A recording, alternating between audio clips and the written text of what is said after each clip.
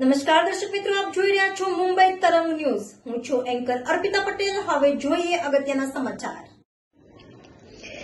સાવરકુંડલામાં રામજી મંદિર, કબીર ટેકરી, તાત્કાલિક હનુમાનજી આશ્રમ, ભાવના સોસાયટી, સંત કબીર સોસાયટી સહિતના વિસ્તારો બન્યા અયોધ્યાપુરમ રામમય. અયોધ્યા ખાતે પ્રાણ પ્રતિષ્ઠા મહોત્સવ. ત્યારે સાવરકુંડલા શહેરના અનેક વિસ્તારોમાં પણ વિવિધ પ્રકારના કાર્યક્રમોનું આયોજન કરવામાં આવી રહ્યું છે. ત્યારે સાવરકુંડલા શહેરના કબીર ટેકરી આશ્રમ, રામજી મંદિર, તાત્કાલિક હનુમાનજી આશ્રમ, ભાવના સોસાયટી, સંત કબીર સોસાયટી વગેરે જાણે અયોધ્યા સમો માહોલ સર્જાતો જોવા મળી રહ્યો છે. આ કાર્યક્રમમાં ભવ્ય શોભાયાત્રા, ત્યારબાદ મહાઆરતીમાં આ વિસ્તારના લોકો જોડાશે. તેમજ ડેઈલી સવારે પ્રભાત ફેરી પણ નીકળશે. અને આમ સમગ્ર વાતાવરણ જ્યારે રામમય બન્યું છે, ત્યારે અયોધ્યાપુરમમાં 900 ધજા ઘરે ઘરે ધજાઓ ફરકતી જોવા મળે છે. તો સમગ્ર વિસ્તારના રોશનીના ઝળહળા થતા જોવા મળે છે. સમગ્ર વિસ્તારમાં 3100 ફૂટ જેવી લાઇટિંગથી ભવ્ય શણગારતા રાત્રિનો માહોલ પણ ખૂબ દિલચસ્પ જોવા મળે છે.